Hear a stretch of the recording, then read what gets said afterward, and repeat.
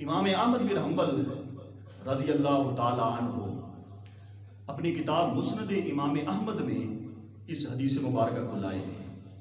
حضرت ابو ہریرہ رضی اللہ تعالی عنہ راوی ہیں، فرماتے ہیں کہ ایک چرواہا بکریاں چرا رہا تھا جنگل میں، ایک بھیڑیا آیا، اس بھیڑیے نے آ کے اس چرواہے کی بکریوں میں سے ایک بکری اٹھائی، بھاگ گیا۔ جیسے ہی وہ بھاگا چرواہا بھی اس کے پیچھے، آخر کار ایک مقام پہ جا کے اس چرواہے نے اس بھیڑیے سے بکری چھڑا لی۔ اب وہ بھیڑیا ٹانگوں کے بل ایک ٹیلے پہ بیٹھ کے کہتا ہے، اللہ کے بندے، اللہ نے مجھے رزق دیا تھا، وہ رزق تو نے مجھ سے چھین لیا۔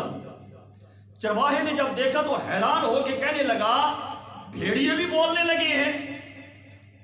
بھیڑیے نے کہا، یہ تو تعجب کی بات ہے ہی نہیں، میں تجھے تعجب کی بات بتاتا ہوں، بتاؤں؟ اس نے کہا بتاؤ۔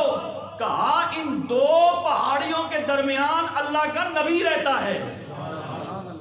فرمایا وہ اللہ کا نبی، اس کی شان یہ ہے جو کچھ ہو گیا ہے اس کے بارے میں بھی بتاتا ہے، جو ہونے والا ہے اس کے بارے میں بھی بتاتا ہے۔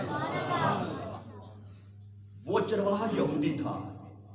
حضرت ابو ہریرہ فرماتے ہیں وہ یہودی وہاں سے چلا کہ یار وہ اللہ کا نبی کتنی شانوں والا ہے، جو ہو گیا ہے اس کے بارے میں بھی بتاتا ہے، جو ہونے والا ہے اس کے بارے میں بھی بتاتا ہے۔ میں چاہتا ہوں یہ جو میرے ساتھ معاملہ ہوا ہے، اگر یہ اس نے بتا دیا تو میں اس کا کلمہ پڑھ کے مسلمان ہو جاؤں گا۔ جناب ابو ہریرہ فرماتے ہیں ہم حضور کے ساتھ تشریف فرما تھے، وہ چرواہا آیا، حضور علیہ السلام نے جب دور سے اسے دیکھا تو حضور مسکرا پڑے۔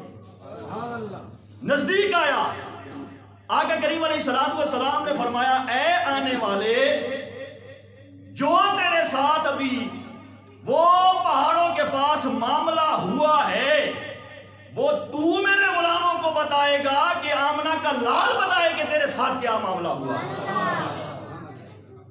بس اتنی بات سننے کی دیر تھی، حضور علیہ السلام کے قدموں پہ گرا، حضور کے ہاتھوں میں اپنا ہاتھ دے کے کلمہ پڑھ کے مسلمان ہو گیا۔